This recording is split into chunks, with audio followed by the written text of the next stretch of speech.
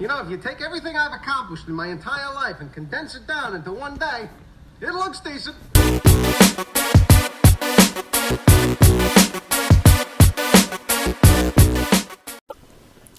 All right, good evening, ladies and gentlemen, and welcome to the Decent Show, episode 14. We've got a good one for you here. I am Ryan Money, joined by Reagan Horton. Hola. And we are in Tulsa together right now, so we are getting it done in the same studio here, the Gamble Money Studios in lovely Tulsa. No gambling here, though. No Gamble, R.I.P. He is in Atlanta, getting it on at the bridal show, getting the ladies excited about having a DJ for their wedding, getting them wet. So that is good for Gamble. And let's see here. I had an opening statement. We've had quite the evening here. We saw two movies in a similar universe, but both very different. One is good and one is bad. So they're Venom and Into the Spider-Verse. Into the Spider-Verse. Yeah, I kept forgetting the name of the that animated movie. one. Yeah, the animated one. But Into the Spider-Verse. Should have done a little bit of quick research on it. I already who was Miles? Who was the actor that played Miles? It wasn't Gambino, right? No, I wish it was Gambino. It was supposed to be Gambino to me. It should have, could have, would have, could have. What were you said to me something like you already know what your line's gonna be, like bridging these. Oh, by the way, we're gonna spoil both these movies. Yes, but I already said it. Oh, okay, my bad. One is good, one is bad. Oh, that's really what yeah. Like I was like walking up the stairs. I was like. Well, so we saw two very different movies in the same universe because one is good and one is bad. That was my genius line that I came up with. But I didn't recognize him. Shameik Moore is Miles Morales. Haley Steinfeld is Gwen Stacy.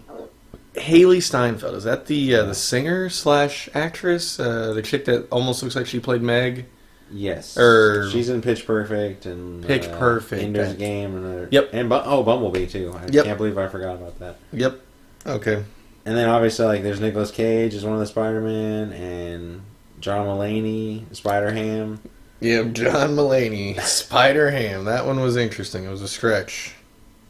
And Catherine Hahn was Doc Ock, which I didn't know. She's the girl in she's in Parks and Rec, and she's like she's in a couple other roles too, but she's like really funny. You know what? She's kind of like I don't know. She's always like the friend of someone in a comedy. You know what I mean? Yep. Always in an off. Providing character. the hijinks. And then Chris Pine was just Peter Parker. Dang. Wow. Which Peter Parker? The both, older one? They were both by the same person, yeah. Yeah, just different hair. That's pretty interesting, actually. And Oscar Isaac was the post-credit scene Spider-Man. Post-credit scene Spider-Man. Yeah, he's the future one that I was telling you about. Like the future 2099 Spider-Man. But we didn't stay for the after-credit scene. No. And then the only other guy I recognize is Liev Schreiber, which was Wilson Fisk, and he was in the bad Wolverine movie. He was Sabretooth. He was also I think he's a Bond villain too. Is he? I think he's a Daniel Craig Bond villain. I've only seen Casino Royale. All right, so we'll get right into it. What are you just saw Venom for the first time. I saw it for a second time. Yep. What do you think about it? Ooh. I saw you taking notes. Taking notes. Well, let's see here. Hilarious opening. Great intro. Yeah, you were like, oh, this movie's already hilarious. And I was like, Ryan, we're watching a spaceship enter orbit. There's literally nothing funny about this, but... It was definitely way funnier. But yeah, it was a movie. So initially, we had covered this movie because you had saw it in theaters and told me about it, and thus I saw the movie. That was my first time seeing it through your eyes, and I was too hard on it. I mean, and I had no right to be so hard on it because I hadn't seen the movie, giggity. But saw the movie. It was decent. It was better than I expected, but I think that's my biggest thing. I always have very high expectations for movies. Once I lower those expectations, I definitely enjoy the movie so much more because it is a movie. Like, I'll humble myself. I'll be like, man, I could never make or do something like this. Yeah. What right do I have to hate it so much? And then there'll be times where I'll kind of like slip in and out of that train of thought and be like, come on, this sucks. Just like take a dump on the movie, basically. Yeah. Because I like to hate the movie too, but at the same time, you watch the movie for entertainment, so you should try to enjoy some of its attempts to entertain you. So the other thing too, the only taste of Venom I've ever had is in Spider-Man 3. And despite my love for that movie, Venom is really underwhelming in that movie. So to finally see him be more than that was good. I mean, you can always fit in more Venom action if you wanted to, or to me, like, this movie's definitely dark enough to where they should have just made it rated R. That way they could go full throttle with it. You know? They could. Watching it the second time, I was like, yeah, I mean, they really could. I feel like they should have gone rated R, just because every time he eats someone, it's like you have to pan away from it, and you can't really see what's going on, and it's it's kind of lame. It's just kind of takes a little bit out of you.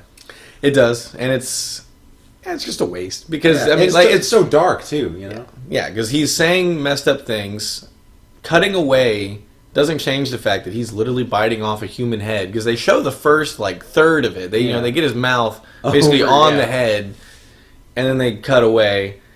And so it's not like, oh, Timmy, like my little son, my child, he just licked him, and then he's not there anymore or something. Like, we all know what happened. Yeah. So it was just like in Logan. Like, once you could tell it was rated R right from the opening action sequence, because it was very violent, gory. They showed you everything. So in this movie, to me, they should have done that, because cutting away does nothing for me. Yeah. We all know what's going on, so it's not like you're really protecting anybody. I don't think that the amount of people that saw the movie would have differentiated. Yeah. I mean, PG-13 is still PG-13. Like, you have to be 13 or older. People probably still sneak into that. If it's rated R, people still find a way to do that. I mean, are you really taking someone under 13 to see a Venom movie? Yeah. Maybe you are, but but probably how not. Many people? How many? Yeah. Yeah, because I don't know if that puts it on the line. Like, if there's a slew of 10-year-olds that got to see this movie because it was PG-13. I don't know. To me, it's not worth it. Yeah. They'll grow up and watch it. Like, they'll watch it when they're 13. Like, I don't know. To me, it should have just been rated R. And the movie made a lot of money too, but I feel like mainly that was because, the fans seemed to like it, but the critics gave a 29% on Rotten Tomatoes. Mm-hmm. But it made a pretty good, decent amount of money for a movie without Spider-Man, and it has no connection to Spider-Man, which I kind of think is disappointing. I'll get to that in a second, because I noticed a couple more things on my second watch in this movie. But I don't know.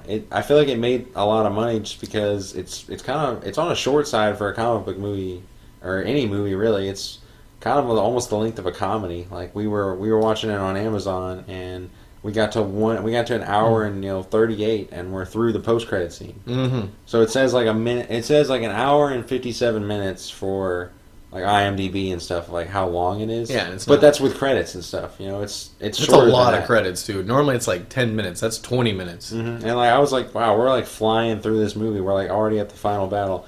But another thing is we're sitting in the living room. We're talking. We're dicking around and stuff. In the theater, there was a different sense of this is taking a while. It's a while before he becomes Venom, and you don't really notice it. I guess I didn't really notice it the second time. I didn't either. I was like, wow. This is moving along nicely. But yeah, it was an hour and a half movie, so I don't have a problem with that. They still could have done better. I'm not saying the movie is great, but yeah, I mean, it does kind of make it better because they didn't have a whole lot to work with. They kind of got through their story in that time. Mm-hmm. I wasn't left going, oh man, I wish it was longer. Yeah. But it did seem to move quicker. But I could definitely see how that would run long in the theaters, just because you're in the theater, you are focused on the movie, and it's not really that great of a movie to keep you entertained until he becomes Venom. Once he becomes Venom, pretty entertaining. Yeah, pretty good. I agree. What are your notes? Let's go through your notes. Through my notes, right off the top, in association with Marvel. Really? You had to write that down? Yeah, I don't know. It's kind of annoying. Why? We all know it's Marvel. And then, the fact that it's not Marvel Studios, they have to put in association with. Just little stuff like that. It's just real, I don't know. Because it's so obvious. You're so used to just seeing Marvel or Marvel Studios, but now it has to be in association with Marvel. I don't like that. It was annoying, but very minor. And then Eddie Brock, he is supposed to be interview extraordinaire. He had this epic graphic, it looked like Fox. Was it Fox? Doesn't matter. But I don't remember. He's got this epic graphic. He's Mr. Investigative Reporter, very famous. Even if it's just at the local level. I mean, New York's a massive city, so he's famous. Yeah. And he gets a big interview, which he's done a lot of big interviews. So I'm assuming it's not a big deal to him. But it's an interview that he wants. I guess his job is exposing people. But that interview was so, like, lack of professionalism. Like, he's got rolled up sleeves and, like, it's on the Yeah. balcony or whatever, and, like, he's got tattoos showing. And Yeah, and he's... Well, that's not even what I'm talking about, but that's a great point. That's another... unbuttoned collar, you know. There you go. So that's not even what I was getting at. But, yeah, that's another great example of his lack of professionalism. I thought the interview that he conducted as well, like, I understand that he might be trying to expose this guy and doesn't like him. Yeah. But, like, he literally wasted no time. Like, he just got right to it. Was a dick, a douche, like aggressive. His girlfriend told him not to do what he was not doing. to do it, like sarcastic, like just awful. Like even if the guy like I don't know caved and Eddie got whatever he was trying to get out of being such a horrible interviewer. Like I don't know, I feel like people still would have been like, man, that was like really annoying. Like I don't know, he just like went at him. And then instantly got cut off, and then like made a big deal about it. It's like, dude, you're interviewing this guy. He thinks he's going to be making himself look good, and you're coming at him like an asshole the whole time, and then like wonder what went wrong. And yeah, like it's supposed to be about something. Like someone gave you that job to specifically do it about one thing. Like it's about his space initiative or something, not about like controversy. Like he accepted it on those bases. But yeah, keep going. I got a couple of things I want to add, but I don't want to. We'll get sidetracked as soon. Huh? No, Adam. There's a couple of leaps in like logic that don't really make sense to me. Like for one, I don't understand why he had to break this guy down. Like why did he have to like? Oh, I gotta stick it to this guy. I gotta ask him the hard questions. Or I get it's like your MO or whatever, but.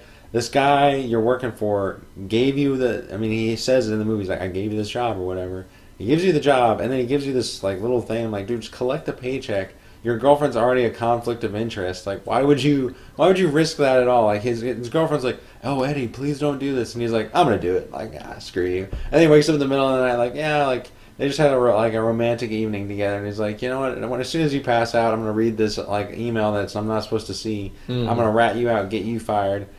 I was like, that's so dumb. Why would he do that? And then on the back of that, I don't really like how it was. I don't want them to take a long time with it, but I don't really understand why.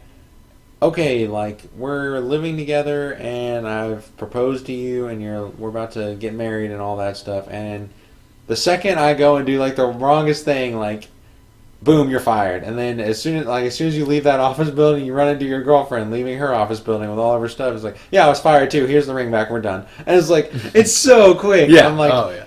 I don't want you to take forever with it, but I mean, it's kind of unrealistic. Be realistic. Yeah, it's unrealistic to think that this guy got fired and his girlfriend got fired and his fiance broke up with him in like an hour. Like that's a shitty day, but that's a shitty hour. Like, it's awful. All that before lunch, like before lunch. And then I don't know.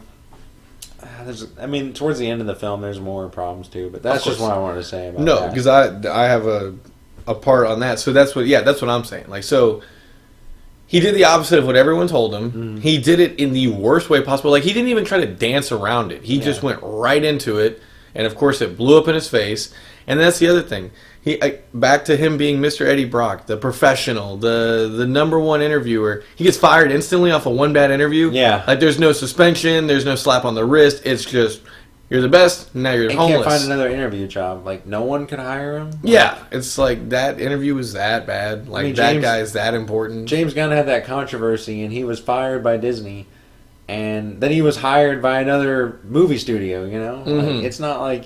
everyone just thinks you're dead to them or whatever. You know? Yeah, it made no sense to me that he's the best.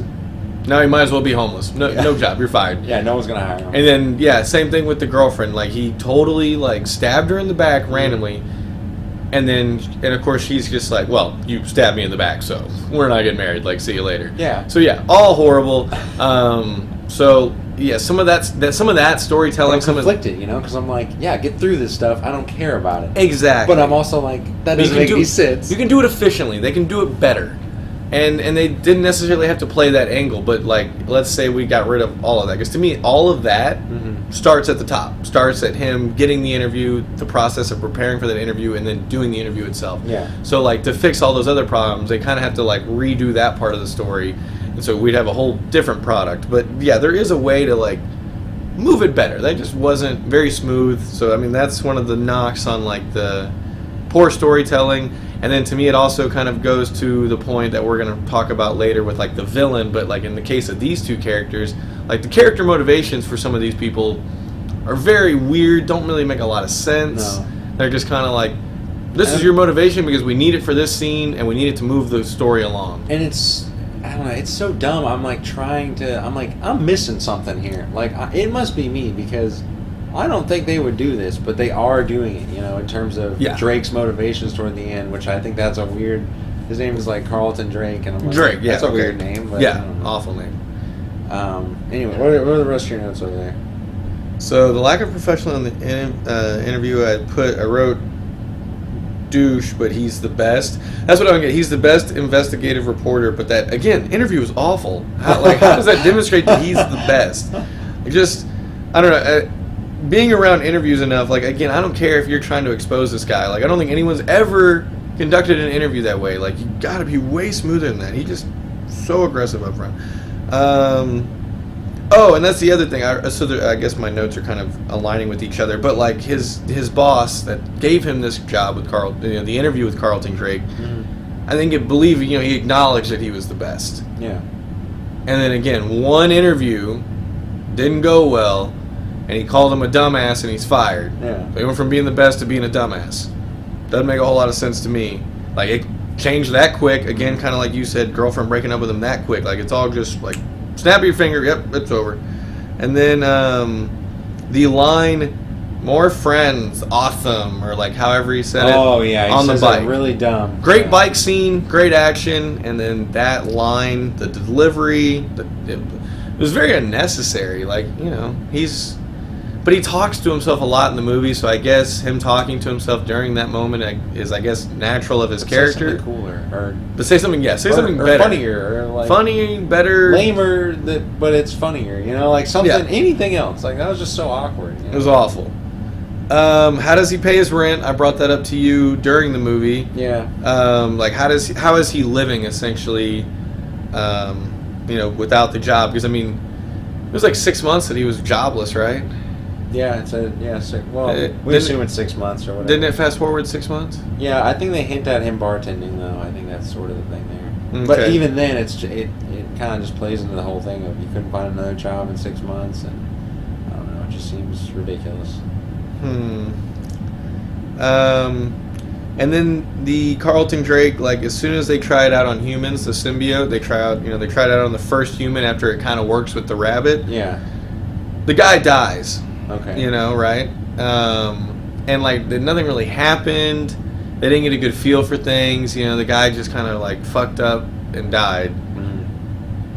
And he's like, give me another volunteer. And it's like, they didn't do, like, any kind of test. They didn't do any kind of analysis of what happened to the first guy. They're like, just bring in someone else. He's ready to get this done. Like, he's just trying to do it as fast as possible. And I know that's what, the mad scientist way, in these movies, like, the bad guys that do this, their testing is normally outrageous. It's normally, just keep killing goats. Like, that's what they do in Ant-Man, Ant-Man 1. So, just keep killing the goats. This guy's like, just keep killing the humans. Like, I don't want to analyze it and try to get... Because to get it done efficiently and quickly, wouldn't you want to see what failed the first time to try to fix it the second time kind of thing? Yeah. Like, wouldn't you do some kind of analysis? I mean, I'm not, It's not like they want him to sit there and waste time and do more unnecessary. They just want to, if they know the problems, they can make it done quicker and better. And then I wrote a note here, mad about losing job, ? And I don't know why I put that. I don't know. Excellent. I should have given it, my notes were very quick. I should have given it more details, because now I don't even know what that's about. Losing job, ? Mad about losing job. Like, I guess Tom Hardy's like mad but not mad about losing his job, or somebody else lost their job and they're not tripping out about it. I don't know. Just a couple of more things I wanted to say about the girl, what's her name? Mona Lisa Saperstein in Parks and Rec, or whatever her name is, Dr. Scientist girl. Yep. Couldn't get over that. Even the second time, I'm like, that is literally one of the dumbest characters in a show, and she's hilarious and good, but why is she cast as the person who's your top scientist, you know? I'm not saying she's not a good actress and can't pull it off, but it really jarred me. I couldn't get over it. I didn't think she fit. That's just me, like, a minor gripe. I don't, as much as it kind of sucks, but like I feel like the dialogue was just not good. Mm-mm. Like the writing wasn't good, and even Tom Hardy struggles with it sometimes. Like I feel like it's just a little too much. Like it's a little like lame. It comes across as lame. Lame. What do you think about all the eating and the weird eating and stuff? Didn't like it. It's kind of off-putting, honestly. Very off-putting. I don't know. Yeah, I don't know why that became a thing. I mean, I appreciate them, trying to, I guess, make it realistic or, know, develop Venom a little bit in a way. But yeah, I could have. Yeah, it was just weird. Yeah, like him sitting in the lobster tub thing, like the lobster aquarium, eating a live lobster. Uh-huh. Like that's what Venom does. I don't know. I guess it seemed weird.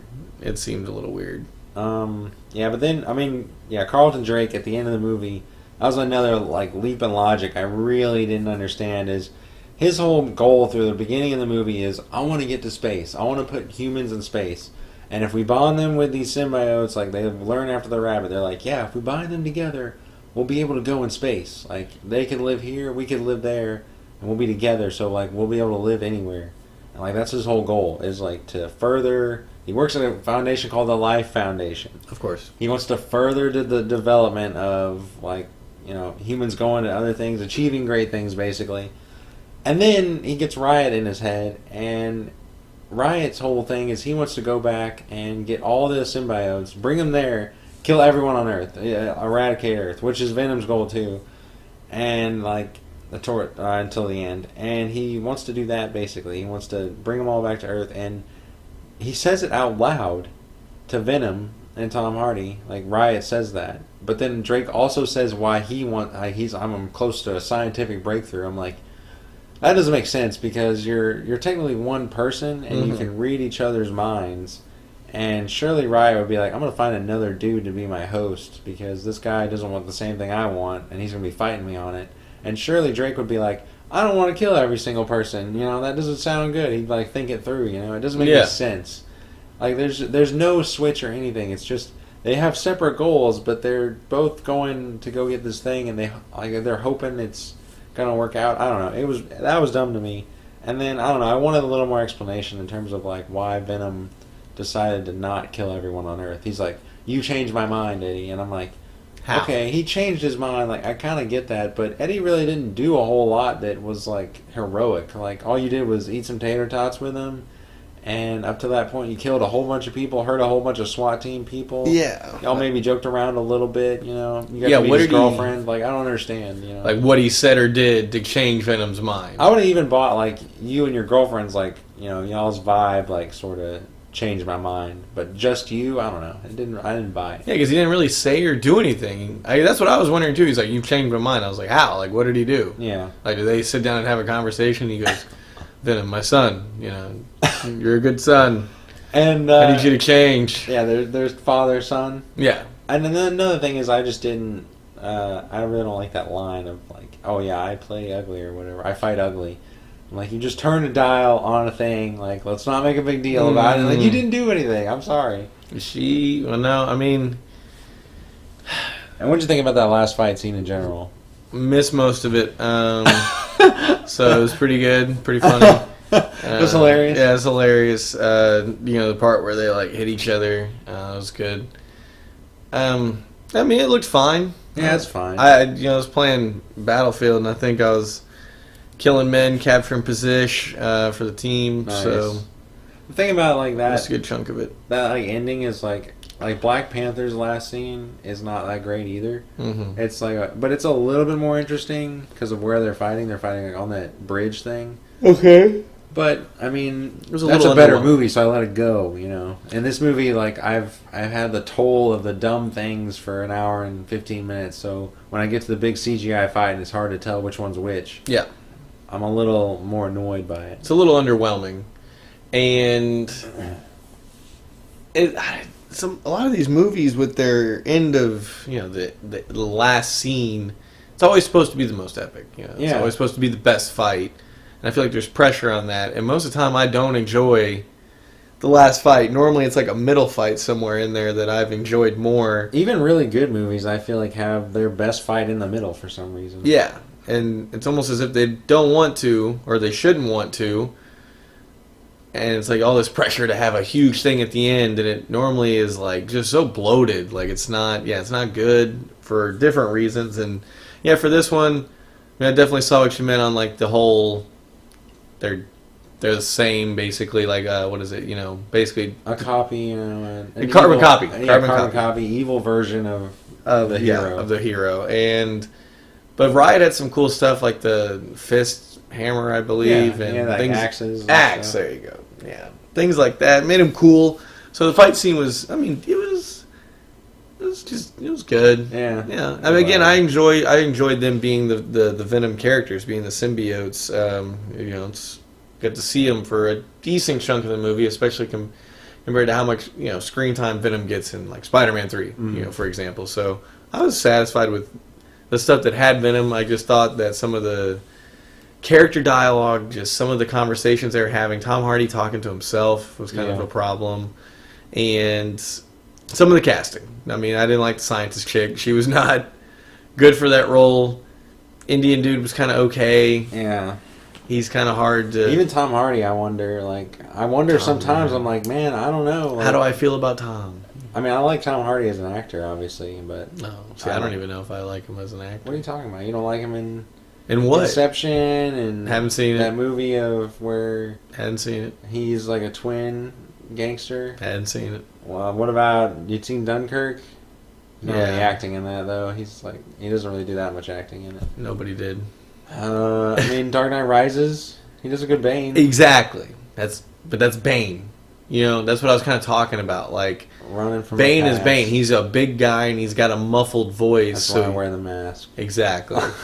Great reference. And so that's what makes Bane is great, but that to me doesn't do a whole lot for me in terms of Tom Hardy's acting. Just because to me he didn't have to do a ton of acting. I mean, he's got the muffled voice and he's huge. Mm-hmm. So like he was a good villain, but it's not like he had to do like a wide range of acting there. He kind of had a pretty solid... I think he's a good actor. I just don't know. I don't know if like what they want the character to be, what the character probably should be, and who he is match. Yeah. No, I don't like him. I don't like him as Eddie Brock. I mean, it's sad if I think that Topher Grace is a more fitting Eddie Brock than he was. He looks like a loser and a nerd. Eddie Brock. Yeah. Or Topher Grace. Yeah. As Eddie Brock. Yeah. And he pulled off. And I mean, he was a douche in that movie. I mean, Topher Grace as Eddie Brock. I mean, he was kind of similar, still lame, but he was lame. He was more believable Yeah. as a journalist than kind of Tom Hardy was. So, yeah, I wouldn't. I'm not saying they should have cast Topher Grace, but I wouldn't have mind seeing somebody else besides Tom Hardy. And then to me, his supporting cast was not good. I didn't like his girlfriend. I didn't like the scientist.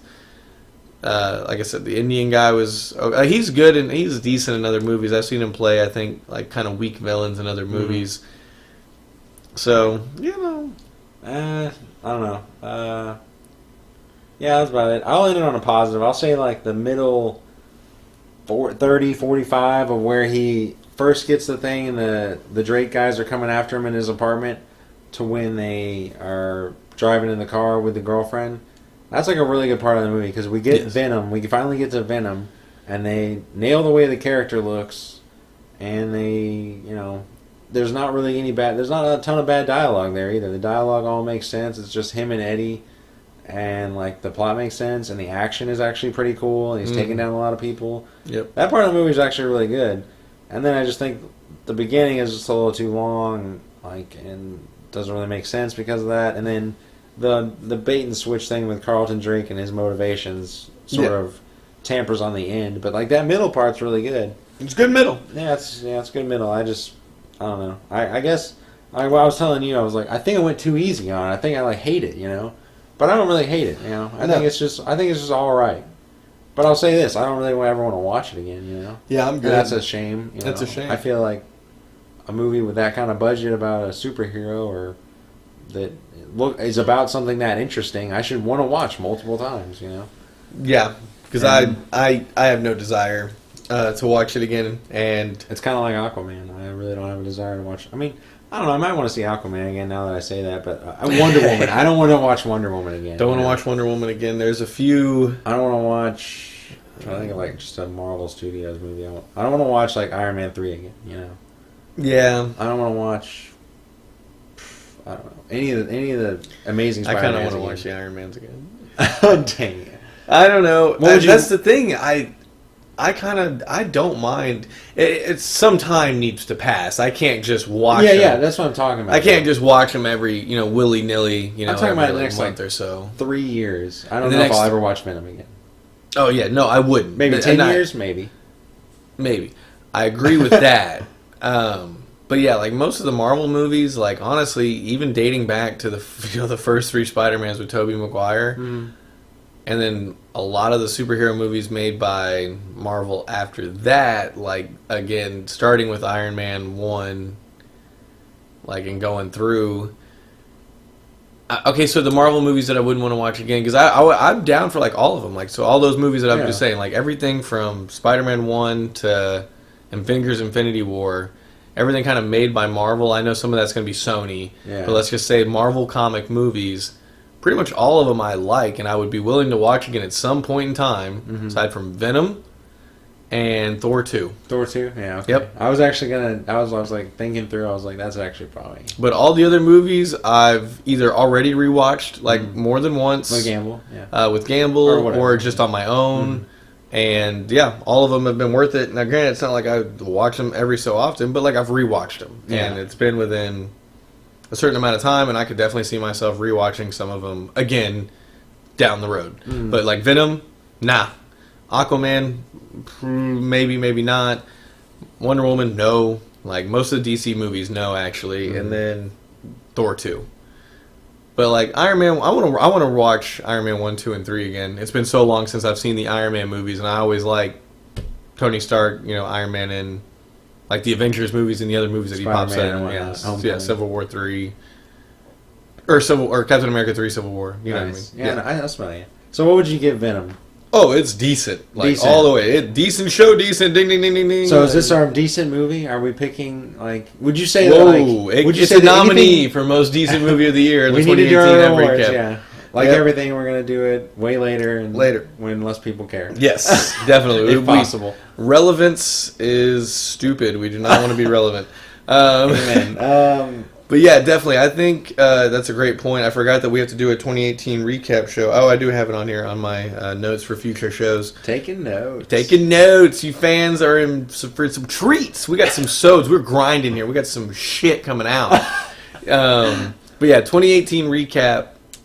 I would say that Venom is in the running for most decent movie. But what's going to knock it? Don't tell me. We can't spoil it. No. I'm not saying it's not going to win, but I'm saying what's going to hurt it in that award category. Because, I mean, we still have to come up with some other movies to put in the category. So, but what's going to hurt it, I can tell you right off the bat, is the fact that it shouldn't be decent. Okay. Venom should be, because I love Venom. It's a sick character. Yeah. We don't have a ton of exposure with it, so it's a blank canvas almost. I mean, it's pretty much a blank canvas because Spider-Man 3 is old enough and it wasn't good to where... They had a lot. Yeah, a lot of time. And they've made mistakes, so they should learn from the mistakes. Yes, but what I'm saying is they had a lot of opportunity to just blow it out of the water, and they did not. Yeah. Venom should be a movie I want to rewatch every so often. Like, bro, we got to watch Venom. It's sick. Like, no, it's not that at all. Like, I love rewatching Spider-Man stuff, and I don't want to rewatch Venom. So that's what's going to hurt it, because it should not have been decent. It should have been mad decent to fuego. Okay, so before we get into... The Spider-Verse, because we need to get into the Spider-Verse. I know we do. Where do you rank it? I give it decent. It's decent. I wanted to give it low-key Garbo, but then I watched it again, and I was like, that middle third, that middle part is good. Like, I'm not going to take anything away from it. It's a good part. It's good middle. But like you reminded me of one of the points I wanted to make. I don't like how I don't know what the comic book origin is or whatever, but I don't like Spider-Man 3 either. But Spider-Man 3 I like it more because they don't say that there are millions of Venom because that makes Venom less special. I thought like I wanted Venom to come to Earth and it may be him and Carnage and that's it that are the symbiotes and then maybe he can fight some other stuff. But now they have so much potential to like there just be an evil symbiote in every Venom sequel or every movie with Venom in it. And Venom isn't that even that special anymore because he's just fighting all his countrymen. There was Riot and there was there's going to be Carnage as Woody Harrelson says. So we have 2 carbon copies already basically in the works. He brings 2 to Earth. And one of those might be Carnage, but there's at least another one. Who brings 2 to Earth? The Life Foundation at the beginning of the movie, they bring 4 of them to Earth. Mm-hmm. Venom, Riot, and then maybe Carnage. But there's another one as well. So there might be another one. And then there's the whole planet of them. I'm like, it's a little lame, I mean, that's one of the cooler things about Superman is he's like supposed to be the last one or one of the last ones of his kind. You know? And you gotta hope that they... excuse me, let's say they keep going.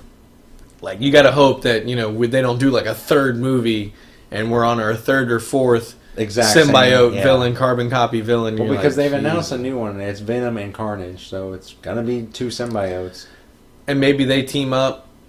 Maybe. Get rid of the planet of symbiotes or get that like resolved and kind of get it out of there and then they start fighting a new kind of villain. Yeah, just something else. Something. But anything else. Anyway, yeah. So does that kind of wrap up Venom? That wraps up Venom. We're gonna review Spider-Verse now.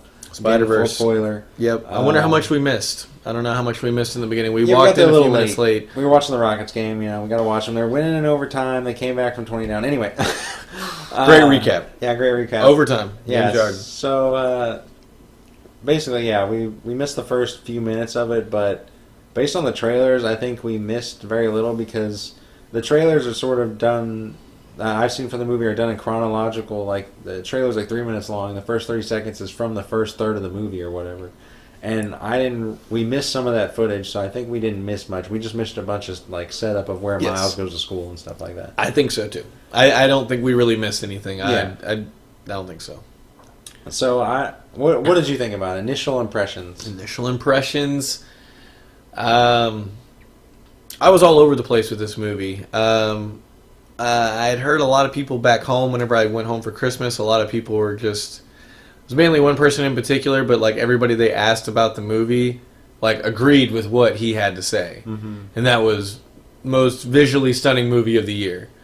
Like just the colors, that kind of thing. Oh yeah, the colors. Who wants another load? I'm buying. Yeah, sick. And so I agree with that. I was like, oh, here we go, the colors, and I was like, okay, it is kind of cool. Like visually, it was a really cool movie to watch. Like visually, I know it was animated, but still, they did a lot of cool stuff with the animations, the colors, very, very cool in that regard. So I enjoyed that. To me, there were some slow parts. Like I was watching it, I was doing a lot of reflecting while watching the movie. I don't know why. I was like, am I enjoying this? Like I kept asking myself, like, is this good? Am I enjoying it? I was like, yeah, I'm enjoying it. Like, why am I not enjoying it? I couldn't think of reasons why I wasn't enjoying it. Yeah. But if I have to question myself on it, what does that mean? Like, I wouldn't say... I would just say that it was slow at parts. Yeah. And I can't even really give you specific examples. So I might have just been in a weird mood. And then... I don't know, it got me really in my feelings. Like, I don't know what it is. I guess I have daddy issues. I have no idea. Like, every time... there's like a loving dad. I'm just like, what? Like or a dead dog. Like it's always that stuff. Like it's always dads and dogs where I'm just like, ugh. And so yeah, the movie had me in my feelings a lot, which I don't know how I feel about that because I was like, Ryan cares, yeah, loser. I was like, is this even a setup? I was like, they kind of just throw this. It felt cheesy, and I was still like in my feelings about it. Yeah. So. I don't know how everybody else felt, but I was just like, oh, man. I mean, apparently one of our friends that was with us was asleep through it. I honestly don't know how, but that's, I didn't notice. I guess I was that drawn into the movie. So overall, like, good movie. Really enjoyed it. Like kind of basic impressions. Because again, Spider-Man is probably my favorite superhero. Yeah. Just no doubt about it. So yeah, it was very enjoyable, and yeah, but I don't know. It was like I almost wish it wasn't animated. Oh yeah. All right. So that or the animation style, or like it was like they had cuts on like it was you know what I mean, like some of the fighting. It was PG. Yeah. And it was a cartoon, so I understand why that makes it PG. But like now, I'm like I wanted Venom to be rated R. Yeah. Like I kind of wanted this movie to be rated PG-13 because I felt like they took away some of the violence. Like you know what I mean. I don't want blood, but like I feel like there was cuts on some of the action, and it's an animated movie.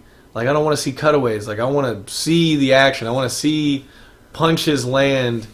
Yeah, and I felt like it was kind of choppy. The violence, you know, I want to sort of the brutality of it. Yeah, like it doesn't have to be. Kingpin. Yeah, it doesn't have to be bloody or gory, but like don't cut it out. Like to me, like I watched the trailers and I was like, I don't like this animation. You know, I just don't like it. I was like, I wish it was animated or I wish it was real.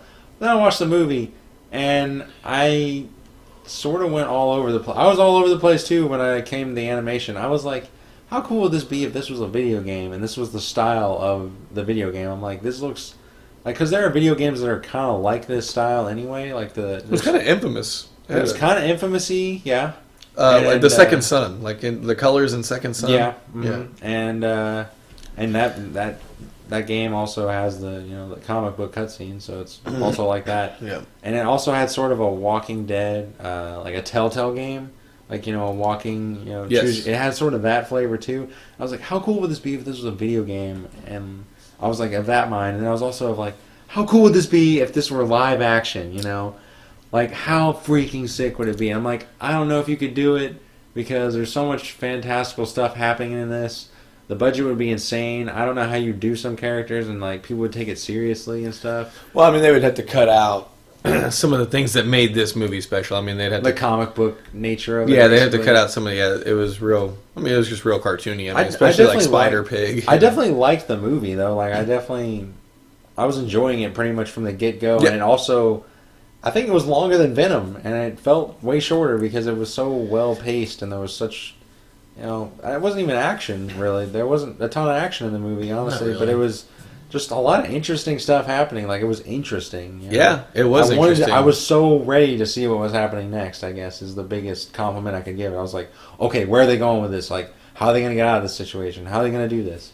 Yeah, it really was. It was interesting. I was surprised me because I didn't think they'd kill Peter Parker in the first 15 minutes of the movie. I was like, what? They killed Peter Parker? Like, yeah. And they kept him dead. They didn't bring him back because I was like, as soon as he got that electric power, I was like, so he's going to go into the grave and basically like, give him the old electric shock? CPR. Yeah. Okay. And he was going to shock him back. And I was like, that's not really realistic, but it's a cartoon movie. I feel like they would do it. Yeah. I was worried they would. Yeah, and they didn't. So mad props to that. But it's kind of, but they couldn't. I guess either because they kind of copped it out by having Peter Parker from another universe come in. But I also liked him because he wasn't just he was a different version, copy and paste. Yeah, but he was also flawed and he's like not the Spider-Man we've ever seen. Like him and Mary Jane are supposed to get together, and that's supposed to be it. That's an excellent point. They're separated, and he's like a piece of shit Spider-Man. Yeah, and he's gone. He's not and. I don't know, maybe it's just like I like darker stuff, but I kind of wish like they wouldn't have shown what happened to Peter Parker.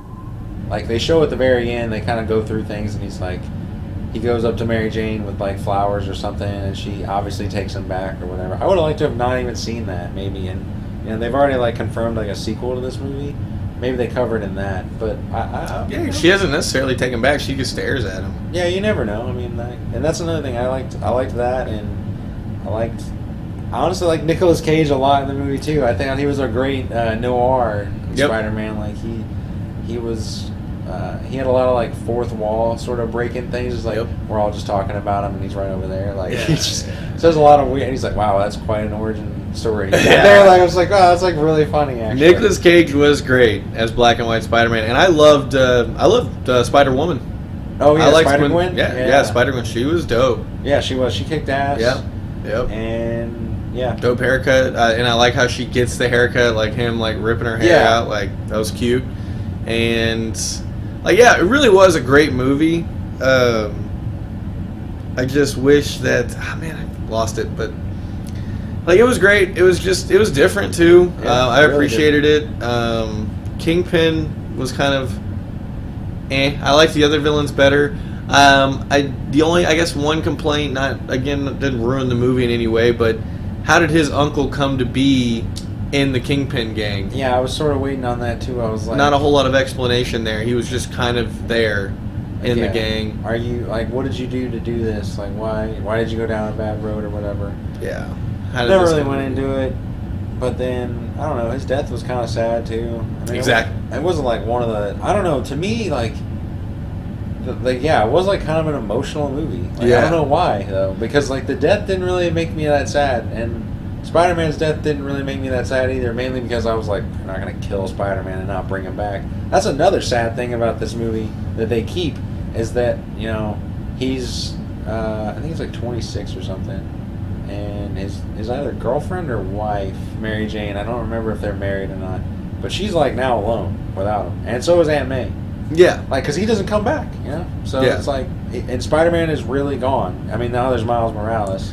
That's what I was gonna say. I mean, he is Spider-Man now for that universe. Yeah. So there's not going to be two, I guess, in the same universe. So he's replacing Peter Parker in that universe, and there's still a Peter Parker out there in the other universe. Hopefully, getting together with his Mary Jane, and he's got an Aunt May there.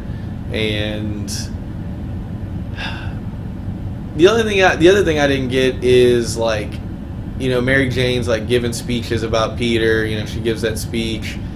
And then she goes to that banquet put on by Kingpin. Like, isn't he a known bad guy? A known enemy? And like, this is your wife who knows, you would assume knows your secret identity. I mean, Aunt May knows your secret identity, obviously.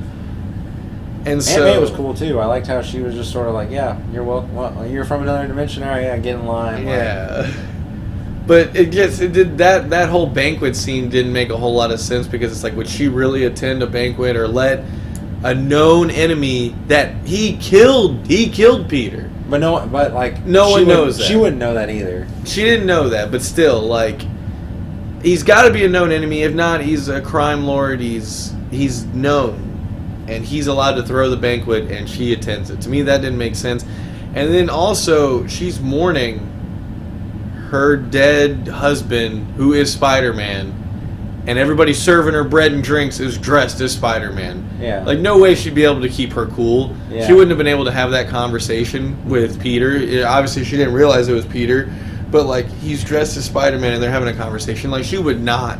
In real life, like, that would have made no sense. Yeah. Like, she would have been like, like, she's just surrounded by her dead husband. Mm-hmm. There's, like, 10 of them.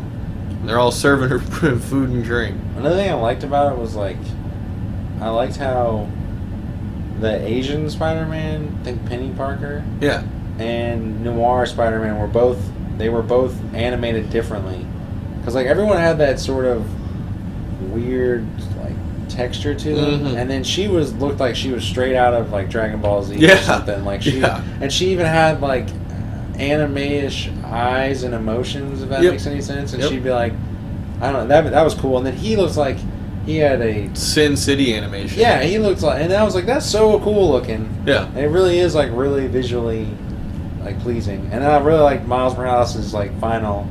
I know we saw it in the trailer, but I forgot about it when he finally gets his own spider suit. I was like, that looks freaking sick. Oh, that was. And sick when I saw that, I was like, yeah, I really wish this was live action, because that reveal would be so much cooler if it was live action. Oh yeah, but how do you do it live action? Because it couldn't be as like fun, I guess. Yeah, I don't know. Couldn't have been as crazy either. I mean, you couldn't have done like, I don't know. It would have been, because the fact that it is a cartoon, it allows them to be silly and unbelievable. The plot is insane. The plot is so ridiculous. Like, exactly. You probably couldn't do that. You couldn't do it live action. No, you couldn't have Spider-Mans from other dimensions and universes coming together through a portal. Yeah, the plot was very far-fetched, and with a cartoon, that's so much easier to pull off, which thus made it enjoyable. You're like, wow, this is a crazy story. Like, what's going to happen next? Like you said. But live action would have been like, this is ridiculous. Yeah. Like, it's stupid. But overall, I thought it was a pretty great movie. There's a couple parts where it's a little slow. A little slow. When he first meets Gwen, their interaction's a little too long. Mm-hmm. There's something about, like, it's uncomfortable, and it's supposed to be uncomfortable because they're both supposed to be kids, and they're supposed to be, like, flirting and, like, all that stuff. But it's still, like, too uncomfortable for too long. Like, they struggle with it too much, I guess. Where would you put it at on the scale? Fuego. You put it at Fuego. I mean, it's one of those things where it's... I'm taking your line. Nice. It's an animated movie, so I have a lower... I don't know, I have lower expectations for it. But I also am impressed with it less because of, like, the action and stuff in it is less impressive. So it's like, it sort of works against it and for it at the same time. But honestly, like, it was such a good movie, and other than Avengers Infinity War, I think it might be the best superhero movie of the year. Besides, and I still think Avengers is better, mainly because it's real, and I think that is, I don't know, I respect that more, because I'm like, this had to have so much effort go into it, and it was such a, I don't want to talk about that movie too much, but it was such a culmination of all the movies, and they got every character right, and the plot made sense, and it was able to combine all the characters and all that stuff, and this movie was just animated, and if it had sucked, there really wasn't any pressure on it, you know. Oh, they made a crappy Spider-Man animated movie. Like, oh yeah, no duh. Mm-hmm. Like, there's no pressure on that. But now they made a good one, so now they have the pressure, I guess. And what studio made it? Sony. It was Sony just that made Sony it? proper, like, just straight up Sony. No Marvel Studios. Marvel didn't help at all. Like, they had to put that in association. No, they didn't put it, did they? With the Marvel Studios, yeah. Exactly. So they just... Yeah, it's just Sony made it, and that baffles me because Sony made Venom probably by themselves too, and they had to label it differently. Oh, they had to label it differently, and then their two movies are like ridiculously varying qualities, and the plot area especially, not even in different areas. Like, the action in both of them and the visuals in both of them are good. Like, Venom looks great. Yes, and Spider-Man, like, Spider-Verse looks like really cool to look at, but it's, you know, they're like, you know, the plots don't make any sense. Like, this one is about interdimensional travel and stuff, ridiculous concepts, but it all flows nicely. And then the other one's just about alien invasion. Like, we've had that plot around for 50 years. Flow. Yeah. Well, I was gonna say, to me, the Spider-Verse had a great flow. Yeah. Great way of getting through the story. Venom, not so much. And the characters were better. Like, the characters were better in an animated movie that was made by the same company, which blows my mind. But I've always... I mean, I guess I like Spider-Man so much that, like... I do like superhero cartoons, and I want to see more of them, but I want to see more of them like this. Yeah. Like, I would like them to kind of keep making these real comic booky cartoons, just because, again, they could, you know, be more ridiculous. They can kind of do things that you can't do...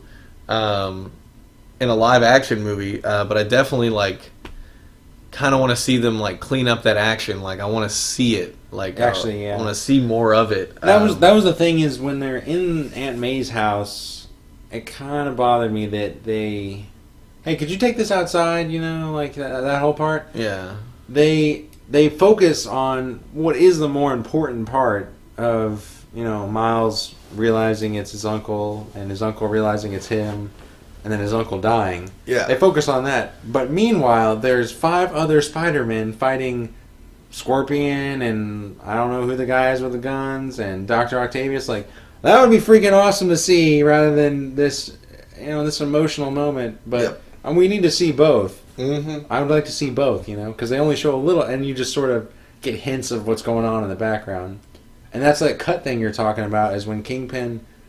You don't see anything. You see him like, "Hey, finish it," and then the next thing you know, it's like it's like a sound effect or something, and then he's been shot, and Kingpin's holding the gun. There's no shot of the bullet going to him. Exactly. And that worked better when they killed Spider-Man, where there was no... He smashes on his chest. They never show it happen, but it worked better because it was like you just felt it. You know, it was like, wow, holy cow, this dude just destroyed him. But when you don't see the bullet, it's kind of lame, you know. It is, and it kind of reminds me of... There's 2 points I need to make here. It kind of reminds me of Incredibles 2, to where a lot of the action is them kind of like escaping something and like things crumbling. Yeah. and like things happen frantically, but It's it's a not drill, necessarily. it's a train, it's a boat. Yep. Those are the enemies of that movie. Yes, exactly. And so Spider-Man had a little bit of that. There was like some subway action, like some getaway stuff. Like there was a lot of chasing and a lot of environmental stuff, but maybe not as much like head-to-head fighting. And when there was head-to-head fighting, it was kind of cut up. They kind of don't show it all directly. And then they give you some, like they did the same thing in Incredibles. Like they give you some, like whenever she's fighting Portal in Incredibles 2. Mm-hmm. Like, that's super dope. Yeah. But, like, it's very brief. There's not a ton of that. Yeah. And if putting more of that action and fighting in there makes it PG-13, I say it's worth it. Because it's still an animated Spider-Man movie. So, like, again, if little kids want to go see it, their parents are going to take them to see it. Yeah. The kids have to go see the movies with their parents anyway. Yeah. So, like, the parents, it's probably just better for the parents. Like, no matter what, they're going to all go see the movie. So, like, whatever you have to do to, like, just get a little bit better action in there. Like, again, the action's great, but, like, just to where we can see it better, if you will. Mm-hmm. And the other thing is, you brought this up earlier, and I just want to make sure you didn't forget, or maybe I missed it, but you wanted to talk about how you didn't, Spider-Man is not in or acknowledged in the Venom universe. Oh, I mean, yeah, that's lame. Yeah. That's all you're going to say? You said you had something to say about it later. I don't know, that's lame, and we kind of knew that, I guess. I mean, we knew it was going to happen, but it is kind of dumb, just because it's not mentioned. Like, Spider-Man would know this is going down. It's the exact same way I feel about the new Joker movie coming out. I'm like, will the Joker exist without Batman? Will we care about him without Batman? I mean, we'll find out. But is it going to be as good? And if it is, I'm just going to wonder. I'm just going to be like, all right, can we throw Batman in there now? And then can we throw Batman? And then they're like, nah. It's just going to be about the Joker. And I'm like, that's the dumbest thing I've ever heard. Like, these things work great together. Venom, Spider-Man, Joker, Batman. Like, it's the main reason why I can't get into Gotham. Yeah, why would you? There's no Batman. Exactly. And like, everyone loves Gotham. It's about all these characters around Batman. I'm like, that's great. But Batman is where it's at. Like, yeah. Even in the Dark Knight and stuff, when it's mainly like the Joker's the draw, you need Batman there because it just it's a Joker's motivation. It just works. Yeah, it just works. Oh yeah, yeah. And I've never really watched Gotham. I've seen bits and pieces of like episodes here and there because I've got a couple of people I know that watch it. Yeah, and I just have no draw to it because for that exact reason that you said, like, Batman makes all of those characters better. He gives them the motivation. Yeah. So even if you like the villains better. Mm-hmm. They're better because they want to kill Batman. That's their motivation. You need him there. Without him there, it's just kind of like, I'm evil. Like, if only someone could stop me. Oh, we all know who that is, Batman, but he's not here. Sweet. Like, on our Aquaman episode, we kind of talked about like DC shows or whatever. And I don't want to like sidetrack the conversation, but I did watch The Punisher the first season.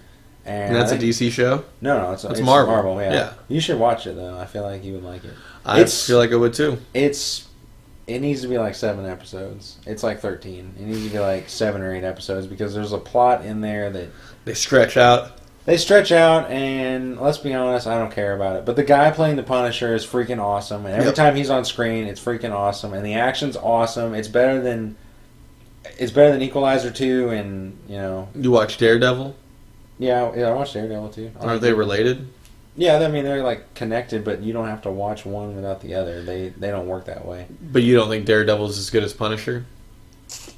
Season 1, definitely not. No, because Daredevil's even slower and focuses on side characters more, and it's less. And he's also like he's sort of a Batman character where he doesn't kill people and stuff like that.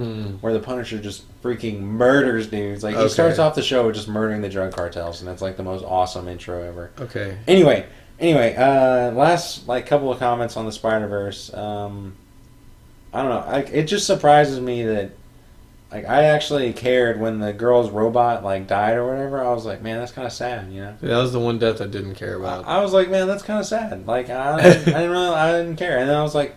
And I even liked the pig guy, and I was like, that's a weird-looking dude, but I kind of liked how he was cartoony, and he used the anvil and the... And he's literally a pig, and he's, like, slinging webs just like anybody else. He's just like, let's get out of here. And it's like, that's all, folks. And he's like, can you say that? And I was just like, yes, thank you for... Acknowledging. Yeah, that's funny.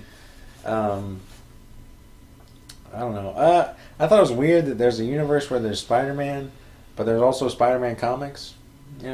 That was weird. Because why would you have Spider-Man comics if you have Spider-Man? Wouldn't you just be telling like. Well, his it's story almost or like the something? Spider-Man Bible, if you will. Yeah. Like people are telling his stories I don't because know. he's not writing the comics. Yeah, but it's so accurate though, because it's like it was the deadly exact accurate. words that Miles was thinking in his head when he was he got bit with it or whatever. So that was weird. It was But a I don't know. little I weird. really like dug the movie. I was like, yeah. I just had a thought pop into my head. Probably again because it's animated. Because again, a guy like Nick Cage, you're not like, hey, we're doing a superhero movie. We need to make sure we get Nicolas Cage in there. But since it's animated, of course, he's in Kick-Ass too. But that's a whole different kind of superhero movie. Or I think it's just Kick-Ass 2. Either way, you just don't think Nick Cage. But in my opinion, the cast was better in Spider-Verse than it was Venom. Maybe because it's animated, the cast seems better because there's less work that they have to put in. But voice acting isn't something that's necessarily easy. Yeah. So, I don't know. To me, the cast was so much more enjoyable in Spider-Verse. Again, I really did not care for almost any of the cast in Venom. I really did not like any of the main actors they had playing. Like, some of the small characters, it really didn't matter. But wasn't a fan of... to me, they could have done better than Tom Hardy. Not to knock on Tom Hardy, because he's probably the best actor in the movie. Yeah. Just wasn't a huge fan of him as Eddie Brock. Didn't like the girlfriend. Didn't like the scientist. Wasn't crazy about the villain. There's a couple other characters I wasn't psyched about either, but now I can't remember. Didn't like his boss that gave him the interview. Oh yeah. The guy looked like a goblin. I mean, he was fine. I didn't really hate him. Nah, I got beef. What do you when you say you give Spider-Verse Fuego? So you gave it Fuego. I gave it Fuego. You gave it Fuego. I'm really torn between Matt Decent and Fuego. I want to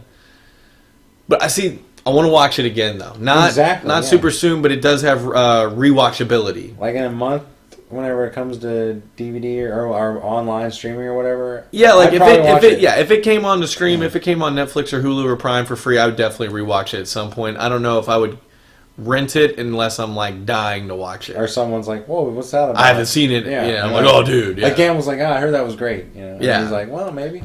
Yeah, I would watch it with Gamble, definitely, but I would still probably wait till it's free, just because again I just watched it, so I'm not like dying right now to see it again. But I already know that I would rewatch it, so that's a good thing, because there's not a whole lot of movies in these recent years to where I'm just like, I walk out of the theater going, "Yep, I'm gonna rewatch that." Because there's a lot of movies that are good, even if they're good, you just know you're not gonna rewatch it. Yeah, like Bohemian Rhapsody, good movie. I probably won't rewatch it. Yeah. That's just the first example I could think of. So.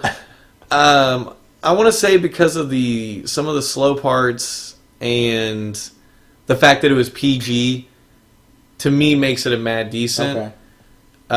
But again, it's not like I'm really knocking the movie. I don't have a ton of complaints. Again, it's rewatchable. If they keep making them, I'm excited for that. So really, this movie has all thumbs up.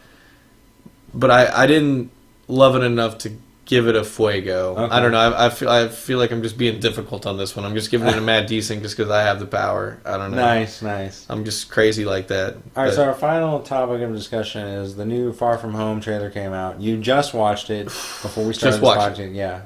What do you think about it? I'm excited. Yeah. Yeah, I'm pretty hard. It's pretty rare that I watch a trailer and I've got blood flowing down there like that. You were in immediately. Like you were like, oh yeah, I'm already in. Yeah. I was like, yeah. As soon as I saw the suit, man. I don't know. I guess just because Spider-Verse has got me jacked too. What do you think of the red and black? Huh? What do you think about the red and black? On him? Yeah. He's wearing red and black, huh? Yeah. Yeah. Where did that come from? I'm already hard. I love red and black. It's my two favorite colors. So yeah, I guess it's the Nick Fury suit he gave him. Nick Fury suit. Because he didn't bring his, so they probably had another. Yep. Okay. That's what I was wondering. Like when I saw the trailer, I was like, he didn't bring his suit. Now he's got a suit.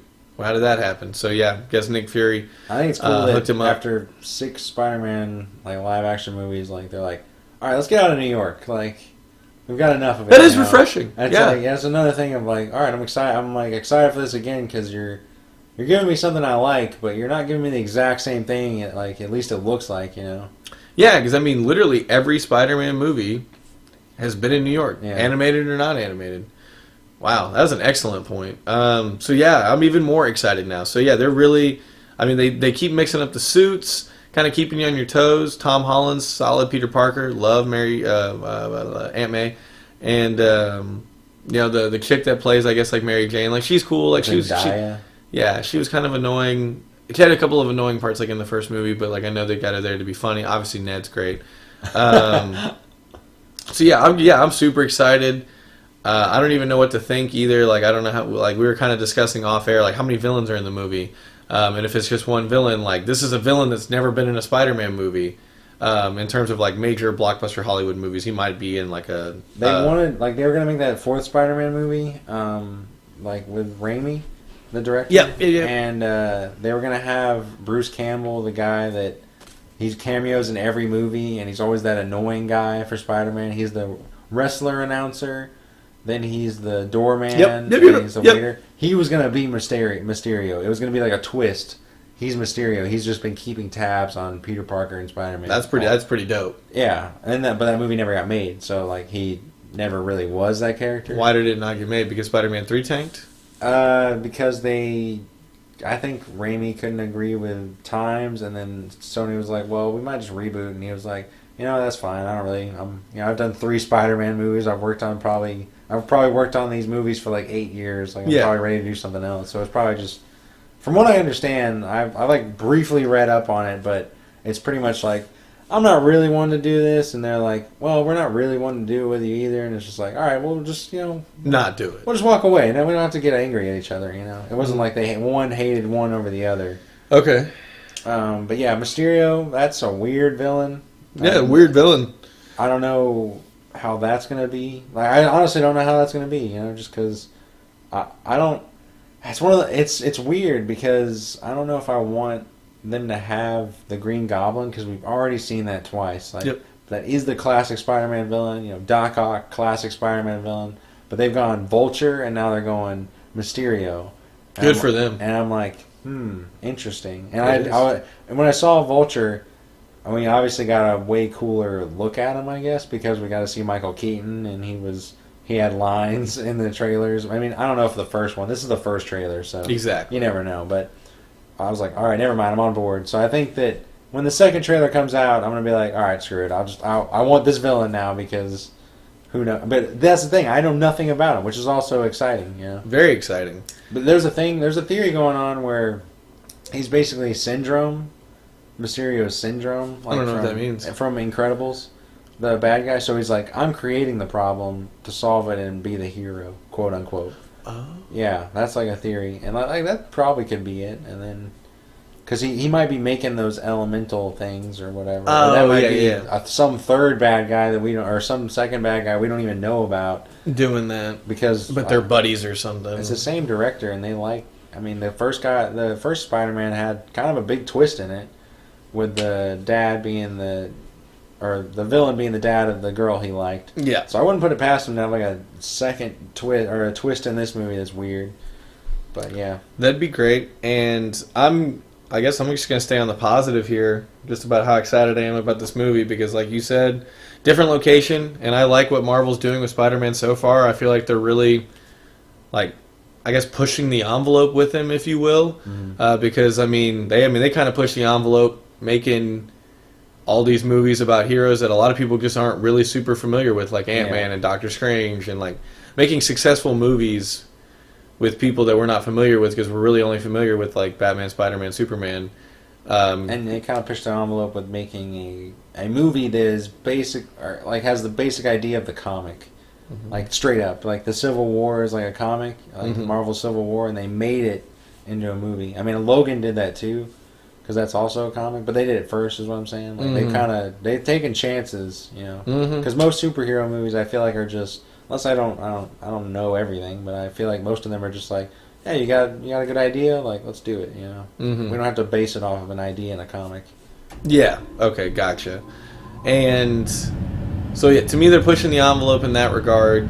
And second movie, they're already doing 2 villains that we've never seen before, which is great because it seems easy to try to recreate the villain. Because they do it in Batman, they do it in Spider-Man, they do it in Superman. It's always like Luthor, Green Goblin, Joker. Those iconic villains that we're just so accustomed to, and you're almost like, awesome, we get a new Joker. Yeah. But now we get 2 villains that we've never seen before. Michael Keaton was pretty solid as Vulture. And then, again, trying to stay on the positive, but also question mark, like Jake Gyllenhaal as a villain in a superhero movie, playing a guy named Mysterio. He looked really weird. Like, the brief thing that we got to see of him, he just looked weird. It just looked different. And not that it's going to be bad. It was just something that we'd never really seen before. So I'm interested to see how they're going to match up in terms of fighting, because Spider-Man just, like, he seems like a wizard almost. Yeah. And Spider-Man is, Spider-Man. So I'm interested to see how they fight, but at the same time, that's what makes it exciting, too, because not a carbon copy. Yeah. They're nothing alike. Mm-hmm. So hopefully they make that work, because it's exciting that they're not a carbon copy of each other. And this is another movie where I don't know what it is, but it's sort of like the Rock factor, where we like the Rock, like we want to root for him or whatever. Yeah. Where like I just see these characters and I'm immediately, I don't know, I'm Drawn ready. in. I'm like, I'm gonna enjoy the parts of this movie where there isn't a whole lot of action. Like I can tell. Yeah. Like because I like the guy playing Peter Parker. I like Ned, and they got Nick Fury in there. Sam Jackson's the man. Yep. And I even said to you, I was like, that's actually pretty funny. The whole joke that the MJ makes or whatever. She's like, oh, you look pretty. He's like, oh, so I have value. I was like, oh, that's pretty funny. Yeah. It's like, so they got like good humor in there too. I'm like, Tell you, man, it's a good time for Spider-Man. It really is. I am, flowing. Yogurt machine is pumping quite a bit. Oh man, what detail! Yeah, what detail! I don't know. Yeah. Any other thoughts on it? On the trailer, no, just really excited. Do you think it takes place before or after Avengers? When does the movie come out? It comes out a month after Avengers. Yeah, to me, there's no way it doesn't take Or place. And now, granted, I'll probably be dead wrong. I don't ever really know what I'm talking about when it comes to this stuff. But to me, just based on their storytelling, like basic storytelling, if it comes out after Avengers, I got to assume the storyline takes place after Avengers. Because right now him and Black Panther are dead, or dust in Avengers land, and I just feel like Avengers 2 is going to resolve some of that. And then he's going to, basically go back to being a teenager because the world is solved now. Like, somehow in Avengers 2, they solve the world and he's able to go back to school. I'm really excited to see, go on vacation. Because I think it's going to be lame if they just bring everybody back, It's like, exactly. everybody got destroyed by this ultimate weapon. And we're just going to bring them back by something else, I'm like, there's got to be a price. There's got to be but. I think that in the second one, the old heroes are going to sacrifice themselves, and Spider-Man and Black Panther, maybe Ant-Man, I don't know Marvel, how. Yeah, Captain Marvel, like all these. Strange. Yeah, they're going to live on, and guys like Captain America, Iron Man, Thor, Hulk. maybe Thor, definitely probably Hulk, Scarlett Johansson, because Thor's a god, so I just don't know how he's going to die. Yeah. But, basically all the ones that are closer to the human side or human, that are older, that have been there since the beginning of these movies, like Iron Man 1 stuff, I could see them dying and the other people living. Yeah. I feel like it's going to happen after. And if it doesn't... doesn't... What if it doesn't? What if they just kill everyone and they're like, yeah, this is right before the third Avengers movie? That's crazy. What? That'd be freaking nuts. Yeah, that'd be nuts. So that'd be exciting. I'm assuming that's not what it is, but if it is, oh my god, that's wild. Yeah. But then I'd also be sad if that's the end of the Spider-Man movies. And then that's the end of Black Panther, because what do you do with Black Panther? Because he's Black Panther's getting a sequel. They made way too much money on Black Panther. Everyone loved it. No one ever shut up about it. It's going to win Oscars. Exactly. So there's no way they're not doing Black Panther 2. And that's just business decision, and it kind of sucks when business is in a way of art and storytelling, in terms of what they can do, because they're not just going to end a character to make one movie epic when they can make multiple good movies instead of one really epic one. Because the money's there. Yeah, money. Fuck me, money. Fuck you, money. Old money, new money, family money.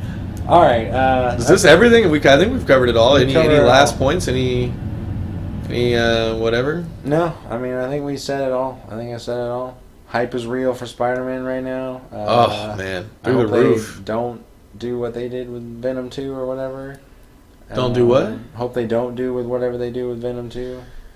Yeah, I hope they can make it work. I will say Woody Harrelson looked strange as shit. He looked like Annie or something. He looked like he was like with a stupid wig, red hair that he's wearing. He looked like a doll. He looked ridiculous. Wasn't a good look. I don't know. Not good at all. That's the least of my concerns with that movie. So I don't know. Yeah. Well, it was a problem. All right, man. Let's get it out of here. Well, some hilarious movies today. Hilarious sode. I think we were really on point. Really just gonna try to stay erect for Spider-Man. For Reagan Horton, I'm Ryan Money. You guys have a great night.